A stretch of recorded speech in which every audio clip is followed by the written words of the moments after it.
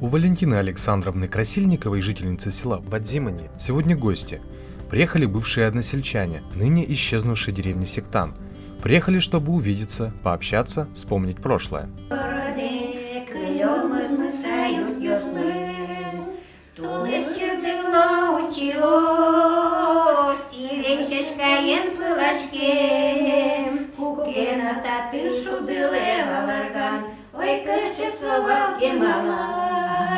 Фотографии.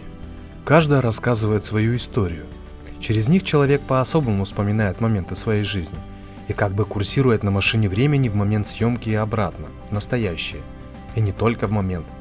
Что было до, что будет после. Вспоминая приятные моменты, улыбка касается глаз, разглаживаются морщинки на сердце, становится легче дышать. Трудное было детство, но вспоминается с теплом. Мужчины все ушли на фронт, все приходилось делать самим. Бабки плетут, я плела татарские, русские отдельно плели. Русские играть на праздник, а татарские хорошо ее плести. Мать начнет спрятать, чтобы я не нашла под койку. И работу иду, раз вытащу, давай плести. Мама смотрит, опять Валя, ты же спутала мой, говорит, опять ты Вадима. От меня спрашивают, а мне охота было, что татарские маски плести. А ткать-то ткала еще, потому что вышки, я ткала еще на перину, и ковер вот такой ткала цветами. Ткать-то не рвали уж, 16-17 лет уже было, да, а лапки спрятали. Дети военных и послевоенных лет. Это на их хрупких, тогда еще детских плечах восстанавливалось разрушенное войной хозяйство. Сами в бочках воду привезем, ножом бить раньше, сами солому привезем, сами варим, сами греем дров. Один раз в лес пошли через лог на хоробе. У нас лошади кончились в 44-м, 5-м сесоткой. Сесоткой лучше уже половины пропали. Все коров быков научили. Быков, коров вместо лошади ездили.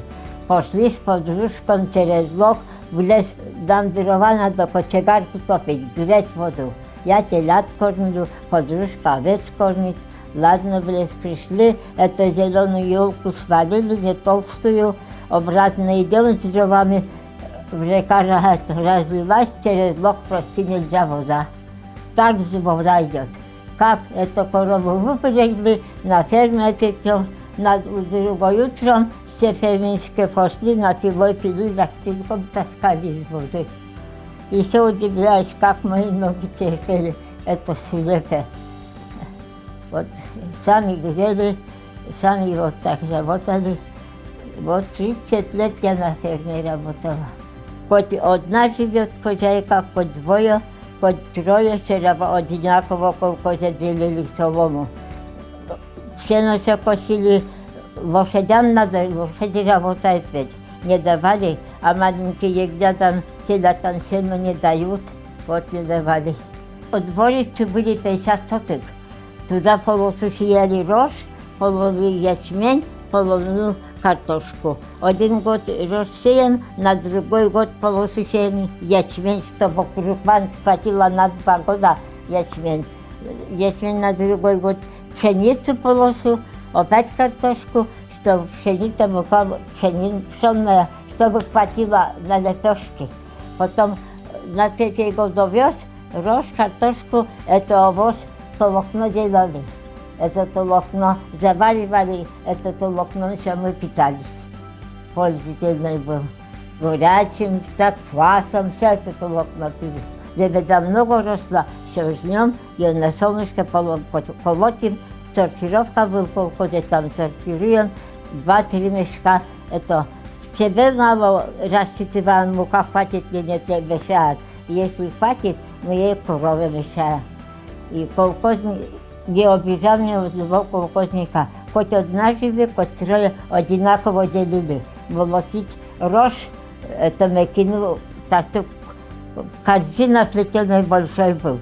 Один плетенку рожь это дают. Один год гречку мели, так гречинной мекина, другой год гороха мекина, овсяный мекину, только кормили колхозы свиньям. Это не делили. А если он все делили, 3-4 мекины получишь, вот солому дают, вот отборите картошку, все солому, вот так корову кормили. Коровы так ходили, больше 6-7 литров. Это хорошая корова считали, сейчас 30 дают, а тогда вот 6-7. И 200 литров дают платить эту войну. 200 литров надо сдать год молока, а себе обрат, да, сыворотка остается. 40 килограмм давали мясо, давали, бесплатно это. 200 молока, 50 яиц, вот так сдавали. Все, налог, страховка, заем. Но все равно на судьбу не роптали, не голодали, потому что у нас пьющих и лентяев не было, все работали. За счет коровы выжили, говорит Валентина Александровна. Пельмени хотим, так лук ложим, картошку ложим, овечек много держали, так овечка жирной топим, это топилкой мешаем, овечек, а не держат хлеба, нет, не держали, теленка так колхоз давали. В Сектане было всего 30 домов, но жизнь кипела и бурлила. Одна улица была.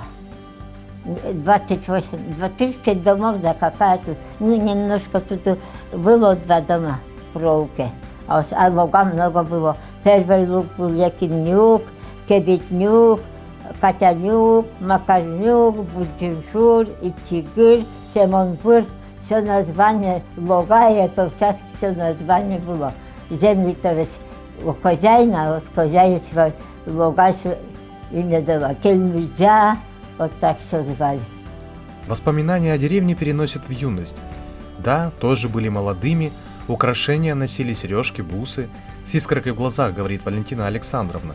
И шутливо дополняет, жаль, фотографий не осталось. Сфотографироваться надо было, чтобы на ногах лапти, а на ушах сережки. И тут же переводит разговор на бытовые темы, мол, самой распространенной и незаменимой была посуда, сделанная из глины и дерева. Изготавливали свои же местные мастера.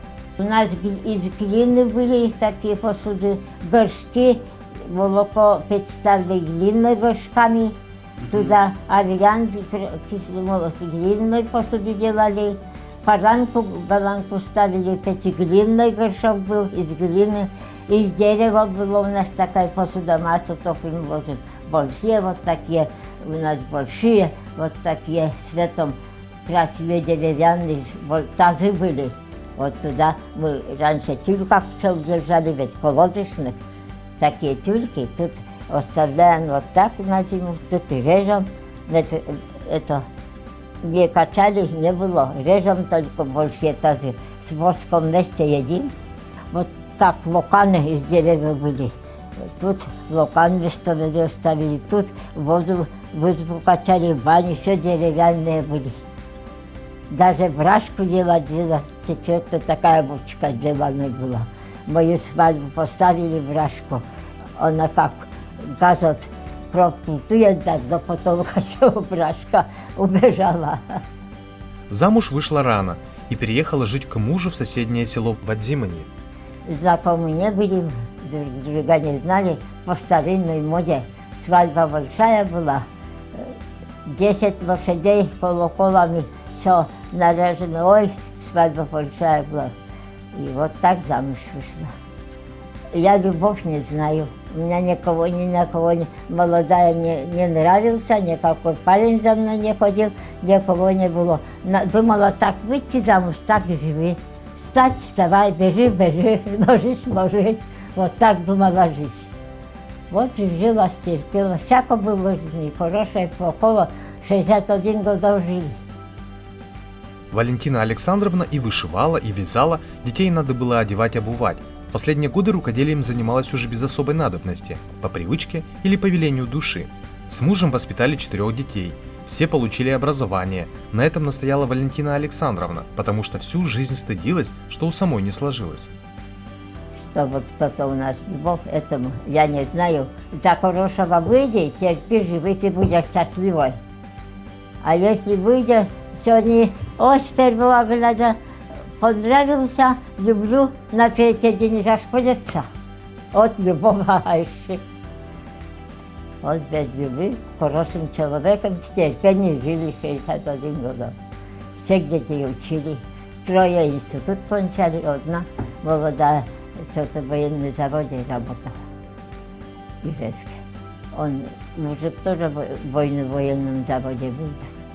А вот и сам сектан, вернее место, где была деревня, можно лишь предположить, что творится внутри у этих людей. Для них на всем белом свете нет места краше и родней.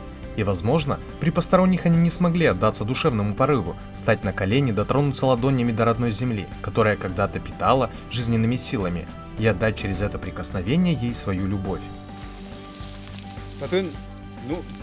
Дядек тосканаем он просто жгужом лово, потому что этот интимет не один нюкин. И нюк тачи потевал, бу потевал. Макарнюк и Петр Конюк. Петр Конюк спомбав. Макарнюк один гет. Та голуб я вже станкорказитися, то полюн сєвав. Себрелесников йос. Это бывшая улица, кусты смородины, цветы – все говорит о том, что здесь когда-то лилась жизнь, играли дети, скотина, курица неспешно гуляли по улице, а теперь сюда за грибами ездят. Почти как на кладбище. Радость и печаль одновременно. Такие чувства. Ну, конечно, вспоминаю радость больше. Больше радость, потому что юношеские годы, детские годы, они же в любых условиях счастливыми вспоминаются. Жила я в 50-е до 70-х годов. Это, считаю, время процветания нашей деревни, потому что война закончилась. Мальчики, которые на фронт не попали, подростки по молодости, подросли, выросли из них очень крепкие, сильные мужчины, мастеровитые, трудолюбивые. И на моей памяти друг за другом на нашей улице, у нас одна улица, стали строить новые дома. Сначала старые, все новые дома строили. Семьи были большие, многодетные. Вот, например, семья Алексея Лесникова 9 детей, у Калининых 5 детей, у нас у Голубевых 4, я старшая. Дальше бригадиром у нас постоянно был Костяев Василий, у него тоже много детей. Сызмала работали в колхозе, и нас не жалели, и мы от этого крепче делались. Вот здесь с нами присутствует девичество Ефремова Юлия Михайловна. Я помню, мы с ней вместе кантарили зерно в мешки, и это зерно увозили, потом на поле сеяли. Она была намного моложе нас, когда мне всего-то было 13, сестре моей 12. И вот мы, мешки длинные были, большущие мешки. 10 лет было Юлии Михайловне. Вот. И мы никогда не плакались, нам было весело, и мы старались так работать, чтобы напарнице было легче. Все, что потяжелее, каждый старался больше взять на себя. И поэтому получалось очень дружно, весело и легко. Ну, до этого, до уборки урожая, мы работали на уборке сена. Нас оставляли прямо на лугах ночевать. Мы ночевали в так называемых балаганах. Это под общей крышей мы делали себе шалашики из, как это называется, из пологов своих личных. У мамы полога были, полог, знаете, такое, что такое. Я хочу, чтобы все мои земляки жили долго, были счастливыми, сами дети были, чтобы их счастливыми. И такое мирное, прекрасное житие наше продолжалось вечно. И чтобы деревни возрождались, потому что в деревнях очень такая теплая, мирная, свойская атмосфера. Никто никому чужим не был. Все горой друг за друга, взаимовыручка, взаимопонимание, теплота. Любовь жила как раз через лог, вот на этом месте. Дом у нас был, тут я и родилась. У нас был конный двор тут рядом с нами. Отец у нас всю жизнь работал на конном дворе. Деревня была небольшая, одна улица и небольшой проулок. Там дальше еще небольшой проулок. 28 домов всего было.